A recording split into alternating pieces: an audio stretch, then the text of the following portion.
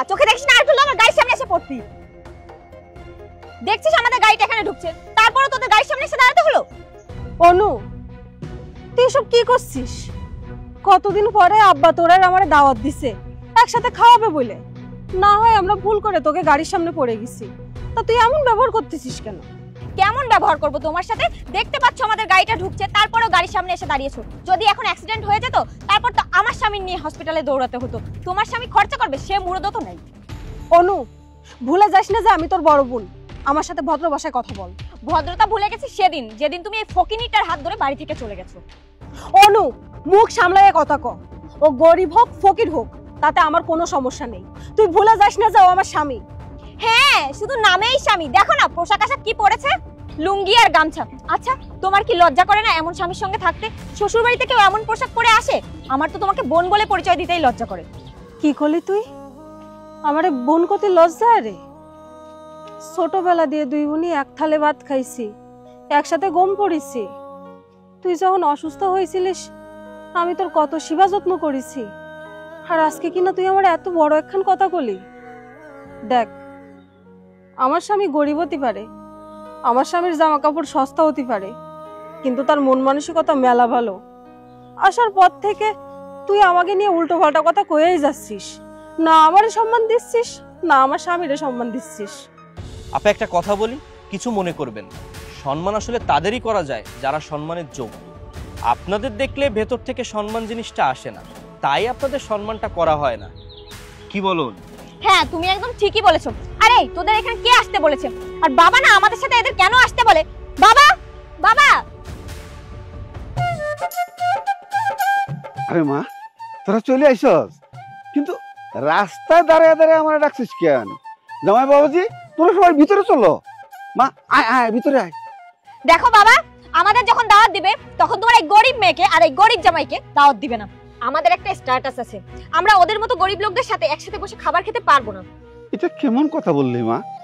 তুই যেমন আমার মেয়ে, ও তো আমার মেয়ে, দাওয়াত করলে সবাইকে তো একসাথেই করব।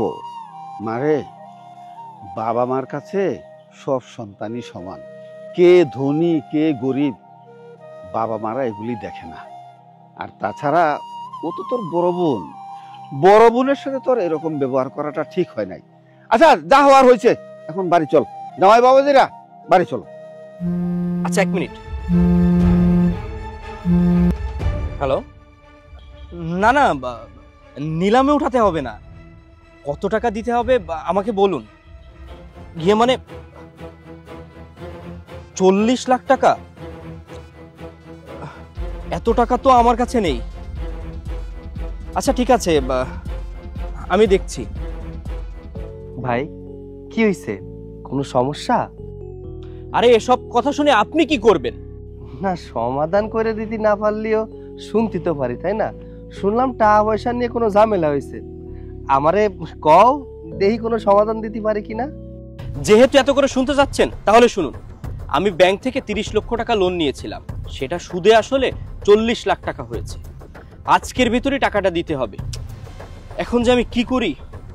অনু, গাড়িটা বিক্রি করলেও তো 15 লাখ টাকার বেশি হবে না। আমি এখন কি করি বলো তো? আমার তো কিছুই মাথায় ঢুকছে না। ভাই, তোমার মোবাইলে একটা SMS গেছে, চেক করো।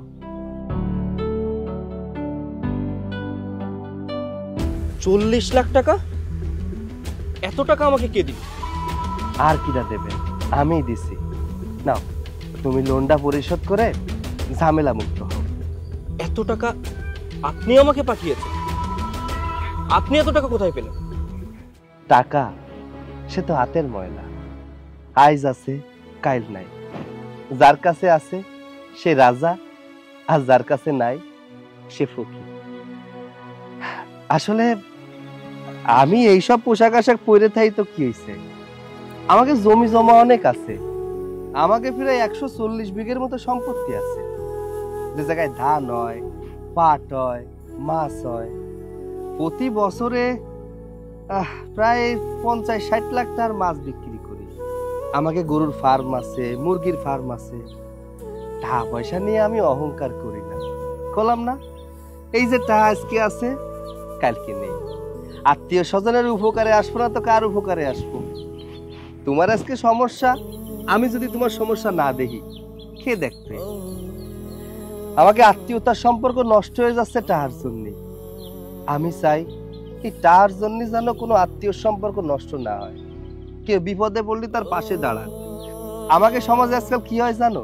কেউ বিপদে পড়লে কাছে টাকা থাকলেও দেয় না, ভাবে ও টাকা কি এর ফেরত দেবে না।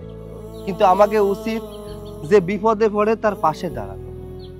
দুলাভাই, আমি না বুঝে আপনার সাথে অনেক খারাপ ব্যবহার করে ফেলেছি। আমার আসলে ঠিক হয়নি, আপনি আমাকে ক্ষমা করে দিয়েন। আর আপনি যদি আজকে না থাকতেন, আমার আজকে পথে বসতে হতো, আমার বাড়িটি নিলামে উঠে যেত।